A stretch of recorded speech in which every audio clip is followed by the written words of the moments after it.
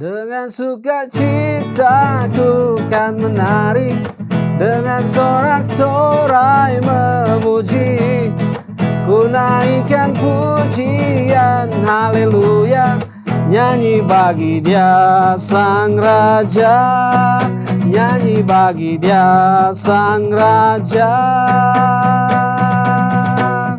selamanya. Haleluya, nyanyi bagi Dia Sang Raja selamanya. Bapak Ibu selamat beribadah. Hari ini saya percaya Bapak Ibu bersuka cita karena kita siap menyembah, memuji dan memuliakan nama Tuhan kita Yesus Kristus, Tuhan Allah kita yang hidup. Mari Bapak Ibu kita sama-sama datang dengan sukacita beribadah kepada Dia. Saya berdoa buat kita semua.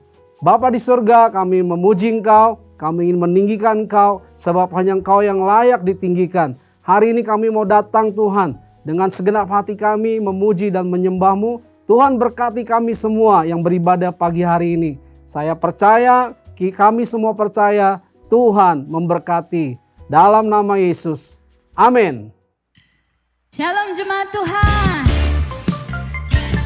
Mari kita angkat pujian kita. Hanya bagi Dia, Allah kita yang hebat.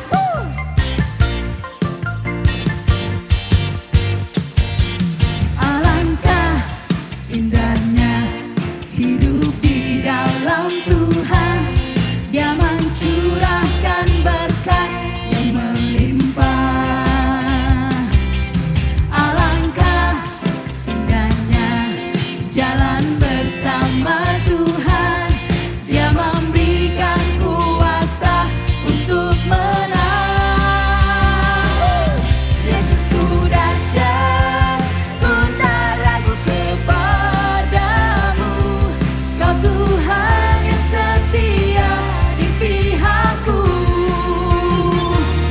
Yesusku dahsyat, tak terbendung kuasa-Mu. Kau yang terhebat, terbesar bagiku. Kau yang terhebat. Oh, kami puji Kau Tuhan. Alangkah indahnya hidup di dalam Tuhan. Dia mencurahkan berkat yang melimpah. Alangkah indahnya jalan bersama Tuhan. Dia memberikan kuasa untuk menang. Yesusku dahsyat, ku tak ragu kepadamu. Kau Tuhan yang setia di pihakku. Yesusku dahsyat, tak terbendung kuasa-Mu. Kau yang terhebat, terbesar bagiku. Oh, oh, oh, oh, oh, Kau yang terhebat.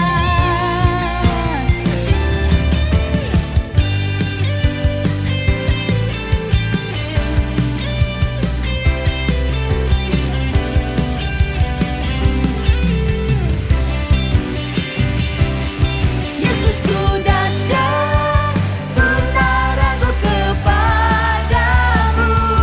Kau Tuhan yang setia di pihakku.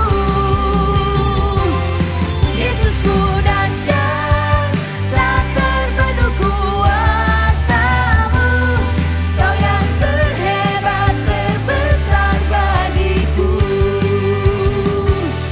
Kau yang terhebat, Kau yang terbesar. Kau yang terhebat, terbesar, terhebat, terbesar bagiku. Hey, haleluya. Sungguh Kau Allah kami yang hebat. Kau Allah kami yang dahsyat. Tidak ada yang mustahil bagi-Mu Tuhan. Kami angkat iman kami hari ini, mata kami tertuju hanya kepadamu Tuhan.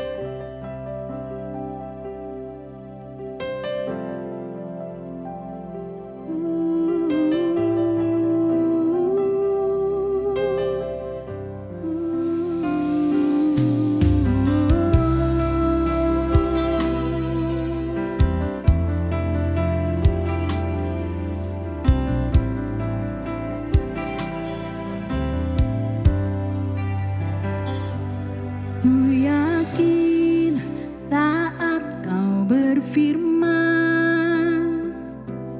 ku menang saat kau bertindak. Hidupku hanya ditentukan oleh perkataanmu.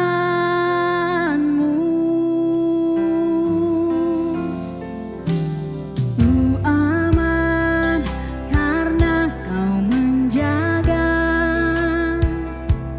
ku kuat karena kau menopang.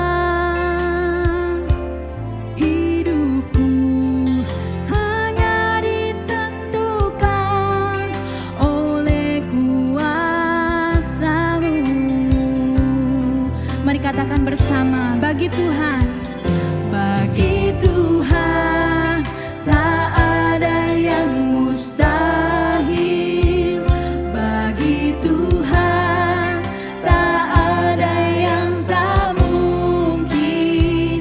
Mujizatnya disediakan bagiku. Ku diangkat dan dipulihkannya.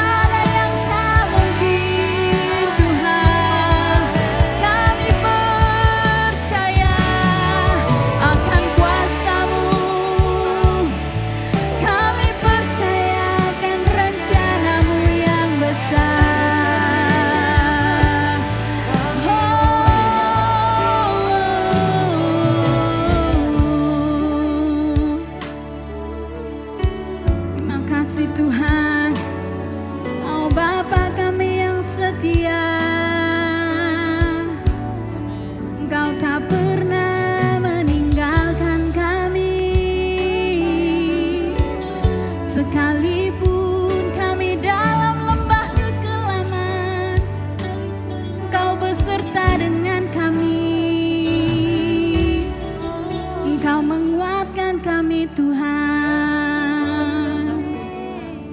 Thank you Jesus.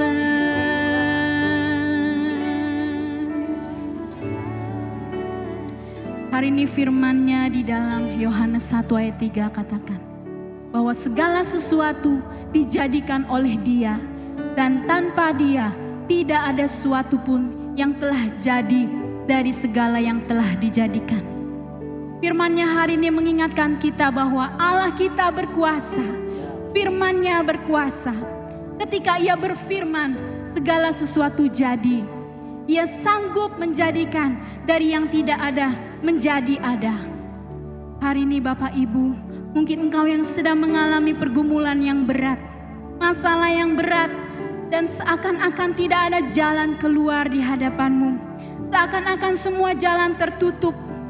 Hari ini dengarkan firman-Nya berkata bahwa bagi Tuhan tidak ada yang mustahil.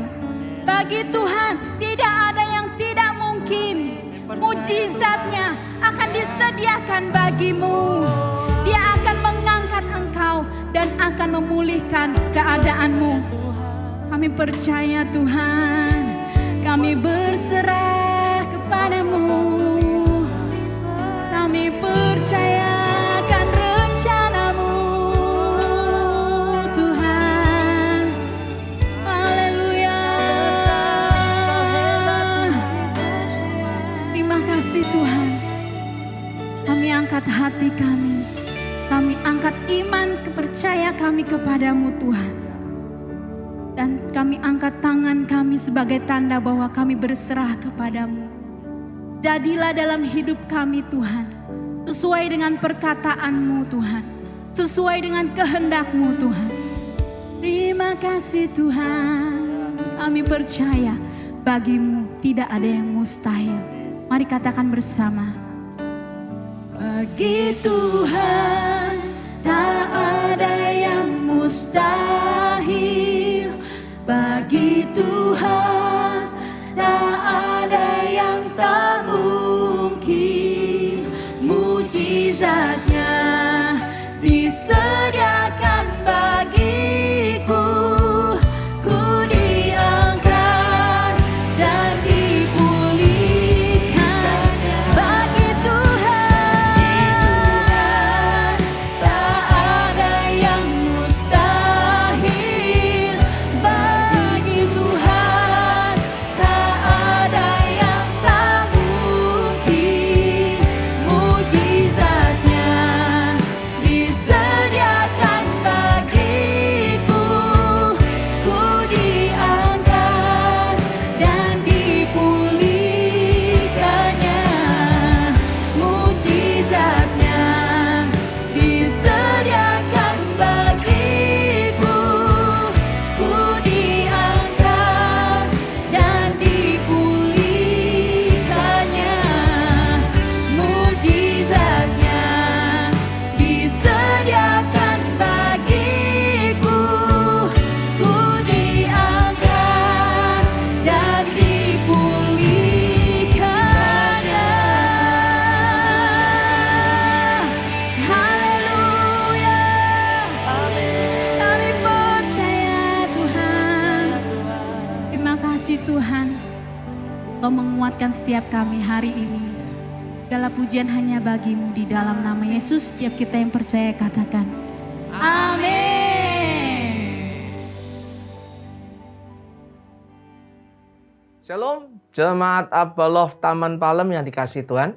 Saya percaya setiap kita tetap dalam penjagaan kasih dan kuasa Tuhan. Saya, Beta Tenggara dari Bali, ingin menyampaikan salam dari jemaat Bali untuk setiap jemaat yang dikasihi Tuhan di Taman Palem. Hari ini saya ingin kembali membagikan dengan tema hidup dalam kemuliaannya, sesuai dengan tema kita Heaven at Home. Tapi izinkan sebelum saya membagikan lebih lanjut, saya membuka masker saya supaya saya bisa berbicara lebih ekspresif, bisa melihat mimpi atau raut muka wajah saya. Ya, jangan lupa sanitizer dan masker. Tema kita tentang hidup dalam kemuliaannya diambil di ayat Matius 6 ayat 13b khususnya. Karena engkaulah yang empunya kerajaan dan kuasa dan kemuliaan sampai selama-lamanya. Amin. Ini adalah bagian dari doa yang diajarkan Tuhan Yesus. Tradisi gereja menyebut tentang doa Bapa kami. Kalau kita berbicara tentang kemuliaan, ada tafsiran pada umumnya tentang kemuliaan. Saya takut ini menipu kita. Ya, kenapa? Gini, biasanya kalau digambarkan kemuliaan itu wow banget. Tuhan Yesus dalam kemuliaan, Tuhan Yesus ada di awan-awan, dia memakai mahkota yang luar biasa, ya gitu. Atau kalau kita dalam bahasa sehari-hari disebut kemuliaan tuh kalau kita dapat posisi, untungnya banyak, sehat, juara kelas, ya. Banyak prestasi, banyak duitnya, apalagi hari-hari seperti ini. Saya takut ini menipu kita. Kenapa? Dalam konteks bring heaven at home atau heaven at home, yang namanya kita ada heavens atau ada surga di keluarga kita, bukan kita ini senang terus. Apakah di keluarga kita tidak ada perbedaan pendapat, cekcok, salah pengertian? Ada kan? Kita selalu ngalami, saya juga ngalami dengan istri dan anak saya. Saya percaya yang disebut heaven at home atau bring heaven at home, yang disebut surga itu bukan seperti apa sindrom Cinderella dan pangeran berbahagia selama-lamanya. Tapi yang disebut heaven atau surga adalah kata kuncinya adalah kemenangan. Nah, kalau kita kuncinya kemenangan, kita bisa melihat kemuliaan dengan konteks kemenangan. Saya kasih contoh. Kalau kita membaca di kitab Ibrani 11 seluruhnya tentang saksi iman, kita bisa melihat konteks kemenangan atau kemuliaan itu dalam konteks yang balance dan seimbang.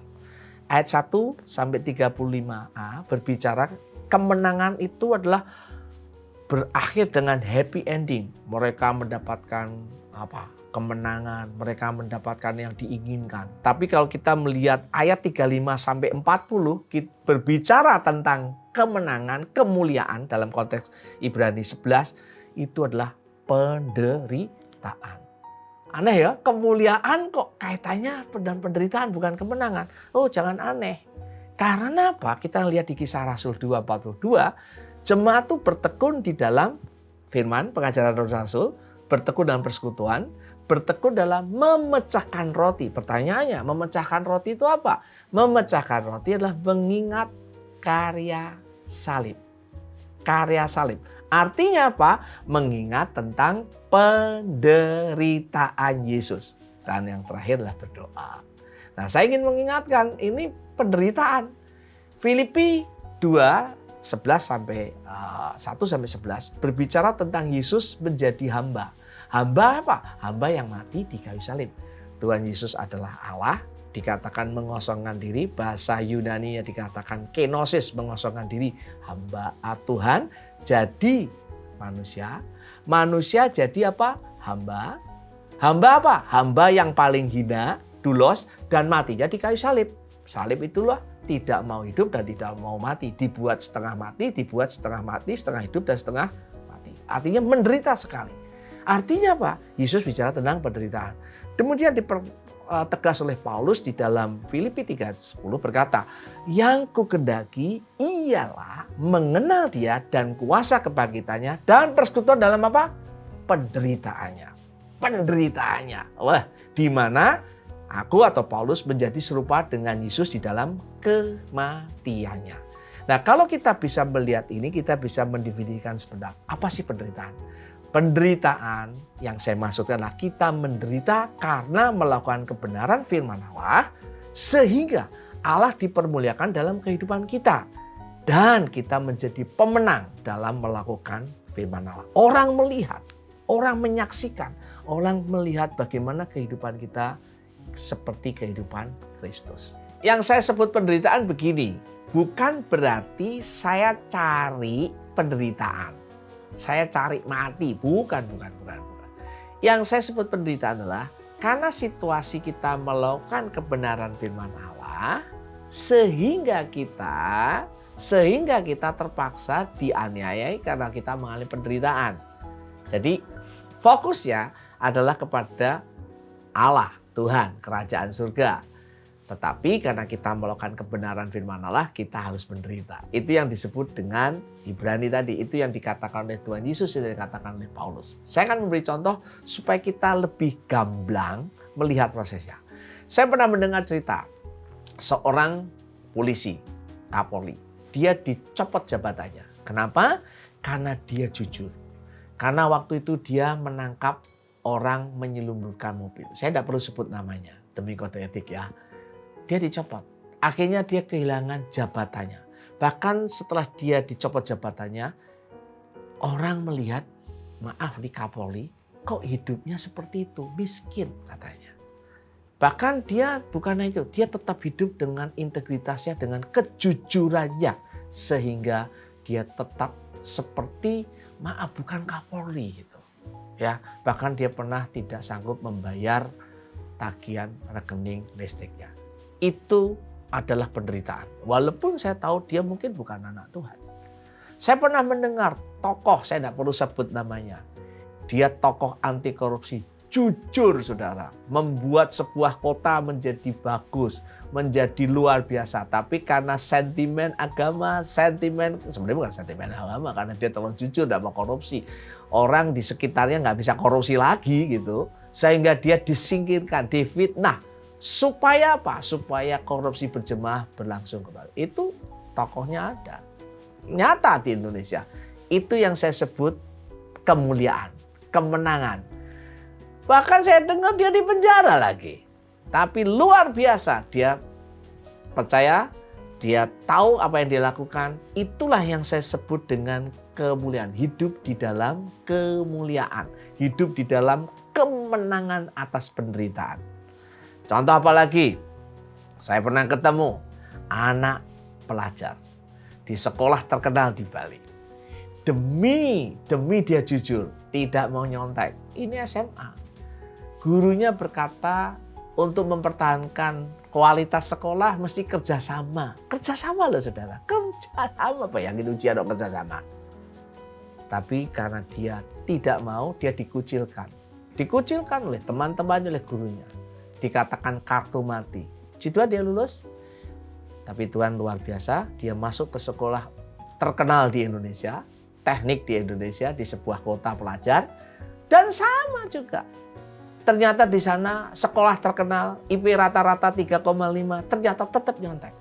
Dan kembali lagi, demi dia melakukan proses kejujurannya, IP-nya cuma 2,9.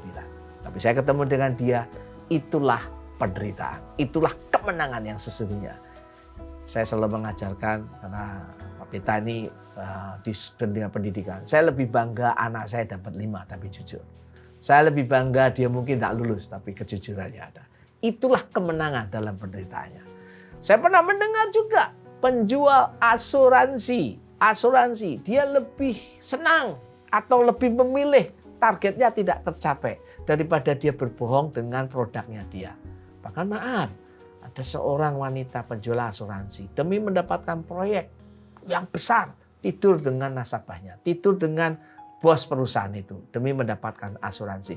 Saya berkata, kalau targetmu turun demi engkau melakukan sebuah kebenaran, integritas, itulah kemenangan, itulah kemuliaan dalam hidup penuh kemuliaan walaupun dalam penderitaan. Saya percaya juga ketika ada jemaat, ada hamba Tuhan, demi dia melakukan kebenarannya, demi dia melakukan disiplin, dia berani memecat orang yang dikatakan hebat. Entah itu hebat dengan keuangannya, hebat dengan skillnya, hebat dengan profesinya. Tapi demi jemaat tidak melakukan amoral, dia berani melakukan itu. Saya jarang mendengar seorang hamba Tuhan berani melakukan tindakan seperti itu, khususnya kepada jemaat-jemaat yang spesial, yang disebut jemaat premium. Tapi saya percaya itulah penderitaan. Saya percaya juga lebih baik kita menderita daripada kita melanggar nilai-nilai yang kita percayai. Karakter Kristus yang kita percaya. Itulah penderitaan. Saya rela melepaskan apapun untuk mencapai panggilan Allah atas hidup saya. Saya rela melepaskan apapun. Itulah penderitaan. Ya, kita bisa menderita karena itu. Saya masih ingat ketika saya ditawarin atau job dari seorang pemilik alat elektronik terbesar di Indonesia. Diajak makan siang saya, dia duduk dengan saya, dia tanya, kamu kerja di mana? Saya berkata, di perusahaan ini. Mau nggak kamu ikut saya gaji 2 kali lipat, saya kasih fasilitas. Saya berkata pada dia, saya sekarang kerja dengan orang yang saya sudah punya komitmen, dan sebentar lagi mungkin saya akan melakukan pekerjaan lain. Waktu itu saya mau masuk full time di gereja. Saya masih ingat, saya hampir aja goyah. Saya tahu kalau saya ikut dia, saya mungkin banyak uang, ya. Hidup saya tidak mengalami kesulitan keuangan, walaupun saya waktu itu tidak mengalami kesulitan keuangan, tapi saya tahu saya akan mengalami enak. Saya akan mengalami kemuliaan, tapi saya tahu itu bukan kemuliaan. Karena saya tahu apa yang ingin saya lakukan di dalam konteks dengan Tuhan. Saya mengkaitkan dengan penderitaan atau kemuliaan ini, kemenangan ini dengan konteks keluarga. Ayah, apakah engkau rela menderita, mengalah dengan istri dan anak-anakmu? Hai anak-anak muda, apakah engkau bisa menahan sebentar emosimu ketika orang tuamu, ayah ibumu kau lihat kuno? Ya, hidup di dalam kemenangan atau kemuliaan itu bisa melalui penderitaan. Ya, bukan hanya sesuatu yang wow. Saya percaya kalau setiap jemaat melakukan proses ini, kita akan melihat kemuliaan Allah. Saya ingin menutup waktu untuk berdoa sebentar untuk jemaat Taman Palem. Kiranya kita bisa melihat kemuliaan Allah dengan konteks lain dari firman Allah. Bukan yang wow, tapi dengan penderitaan. Karena disitulah kita menjadi serupa dengan Kristus. Kami bersyukur untuk hari ini. Kami menyerahkan sharing firman Tuhan yang singkat ini ke dalam tangan-Mu. Kiranya Allah membawa kami ke dalam kemuliaan yang sesungguhnya Allah mau. Bahwa itu berakhir dengan sesuatu yang happy ending, yang wow, ataupun kami melalui penderitaan. Nama Tuhan Yesus dipermuliakan. Demi nama Tuhan Yesus aku berdoa dan mengucap syukur. Kita yang percaya berkata, amin. Tuhan Yesus berkati. Haleluya, haleluya. Bapak Ibu yang percaya kepada Tuhan berkata amin. Saya percaya hari ini firman-Nya luar biasa. Sebab kita harus bersyukur kepada Tuhan karena kasih-Nya tidak pernah berkesudahan. Biarlah firman Tuhan hari ini menguatkan hidup kita dan kita boleh menjadi pelaku-pelaku firman. Bapak Ibu, diberkatilah kita semua yang menjadi pelaku firman. Mari sebelum kita mengakhiri ibadah kita, saya rindu kita semua menerima berkat dari Tuhan. Mari Bapak Ibu, saya undang, angkatlah kedua tanganmu, terimalah berkat dari Tuhan. Bapa di surga, kami mengucap syukur, Engkau sungguh baik Tuhan. Bahwasannya kasih setiamu untuk selama-lamanya. Kasih setiamu tidak pernah berkesudahan. Kami merasakan kebaikan Tuhan sungguh nyata dalam hidup kami. Tuhan memelihara hidup kami, tidak ada henti-hentinya. Karena kami adalah anak-anak-Mu Tuhan. Terima kasih Bapa. Bapak Ibu yang terkasih, terimalah berkat dari Allah Bapa, cinta kasih dari Tuhan Yesus Kristus, dan pertolongan Roh Kudus menyertai kita semua sampai Maranatha, Tuhan Yesus datang kedua kali. Engkau yang terima berkat, katakan amin.